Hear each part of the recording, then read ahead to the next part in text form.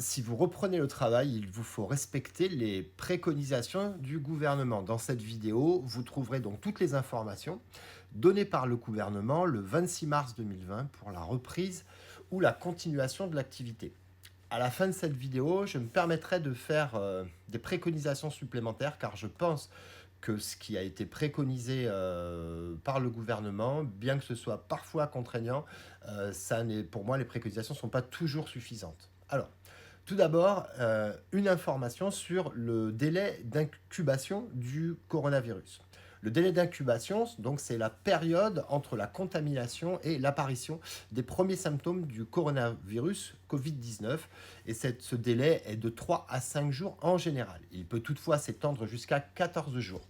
Pendant cette période, donc, le sujet peut être contagieux, il peut être porteur du virus avant l'apparition des symptômes ou à l'apparition de signaux faibles. Donc de nombreuses personnes sont porteuses du virus, mais totalement asymptomatiques et contagieuses malgré tout. En ce qui concerne la transmission, donc le virus survit de quelques heures à probablement quelques jours suivant la surface sans que son pouvoir contaminant soit évalué exactement. Le ministère de la Santé préconise donc du coup un maximum de 5 contacts différents par jour. Laissez 1 mètre de distance avec les personnes qui nous entourent. Ces distances doivent être respectées au cours des déplacements. Donc, on va préférer un véhicule individuel que peut-être un véhicule de travail ou un véhicule utilitaire et également organiser des pauses pour réorganiser les vestiaires et les espaces de repas. Les gestes barrières doivent être appliqués en toute situation. Donc, face aux infections, il existe des gestes simples pour préserver votre santé et celle de votre entourage. Donc, bien sûr, se laver les mains très régulièrement avec du savon et de l'eau, le séchage avec un essuie-main en papier à usage unique, prévoir des lingettes ou un produit hydroalcoolique dans les véhicules utilitaires, tousser ou éternuer dans son coude ou dans un mouchoir, saluer sans se serrer la main, arrêter les embrassades, utiliser des mouchoirs à usage unique et les jeter dans une poubelle, éviter les rassemblements, limiter les déplacements et les contacts. Ensuite, le ministère du Travail a organisé un certain nombre de questions-réponses auxquelles je vais m'adonner.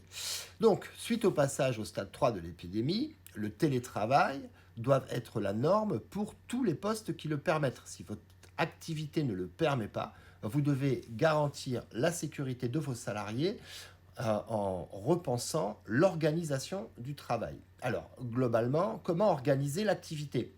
Si un salarié présente des symptômes, il ne doit bien sûr pas se présenter au travail.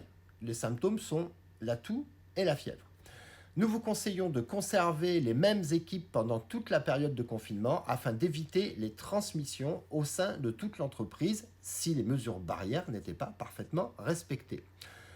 Du temps de travail doit être consacré à redéfinir les tâches avec les opérateurs pour qu'elles puissent être réalisées seules en évitant de se croiser, en supprimant la coactivité dans une pièce. Les cadences doivent être adaptées pour permettre aux personnes de prendre en considération ce qu'implique de travailler avec un certain degré d'isolement. Pouvez-vous intervenir chez un particulier ?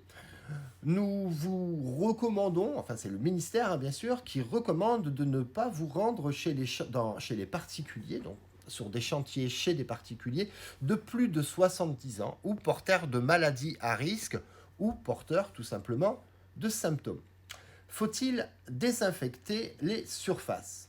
Oui, les produits de nettoyage et désinfectants couramment utilisés sont efficaces contre le Covid-19, à préférer l'eau de Javel et les ammonium quaternaires, en plus du nettoyage régulier des surfaces qui sont fréquemment touchées avec les mains, doivent être nettoyées et désinfectées 2 fois par jour, notamment lorsqu'elles sont visiblement souillées. Il s'agit donc par exemple des poignées de porte, des boutons d'ascenseur, des interrupteurs d'éclairage, les poignées des toilettes, les comptoirs, les mains courantes, les surfaces d'écran tactile et des claviers, mais aussi le volant, le levier de vitesse. Cette recommandation s'applique donc à l'outillage également, les poignées d'outils vibrants, les étais, les pistolets, tout l'outillage électroportatif et bien sûr le téléphone portable.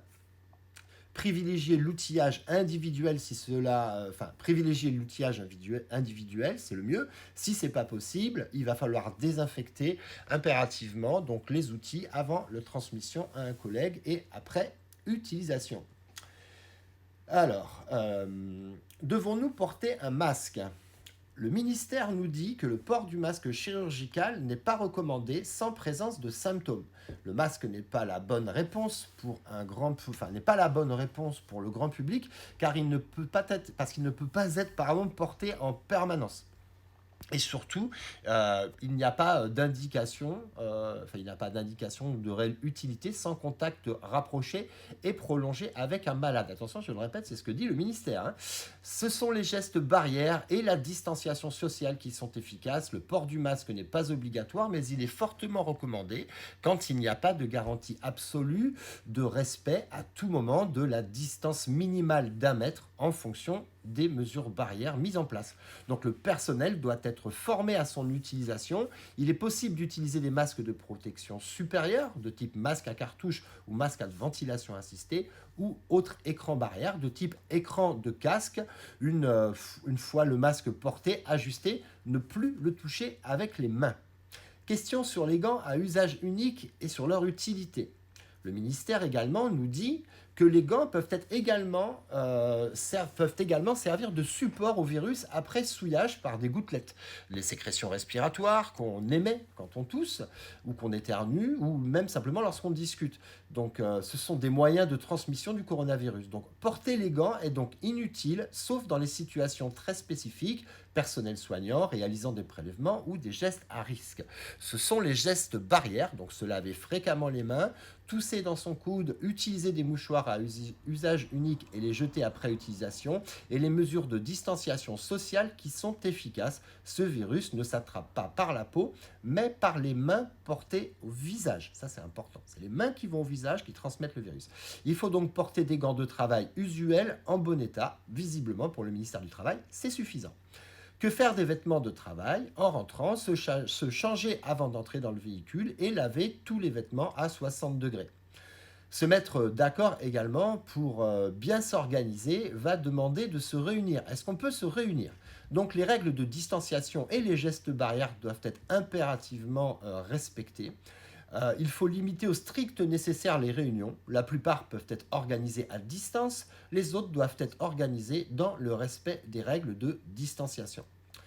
Ensuite, il faut limiter le regroupement des salariés dans des espaces réduits. Les déplacements non indispensables doivent être annulés ou reportés. L'organisation du travail doit être au maximum adaptée. Poursuivre l'activité va demander de mettre à jour des mesures de prévention dans le document unique. Donc, pour toutes les entreprises doivent avoir un document unique et le mettre à jour. Il y a d'autres préconisations pour la mise à jour du document unique dans ce texte du SRAS, mais je ne vais pas les citer sur vidéo parce que ce que j'ai dit est déjà long et un peu épais. Néanmoins, je pense personnellement qu'il est sage d'utiliser des gants et d'utiliser un masque parce que, comme le dit le ministère de la Santé, la transmission du virus se fait des mains, lorsque l'on porte les mains au visage, et bien en fait d'avoir la bouche isolée avec un masque, n'importe quel type de masque, j'ai envie de dire, même parfois juste un masque en tissu, permet tout simplement d'avoir une barrière qui permet de ne pas transmettre le virus. Voilà, c'était les indications du ministère du Travail via la santé au travail sur les bonnes pratiques à mettre en œuvre pour la reprise du travail ou la continuité de votre activité. Voilà. Merci de votre attention.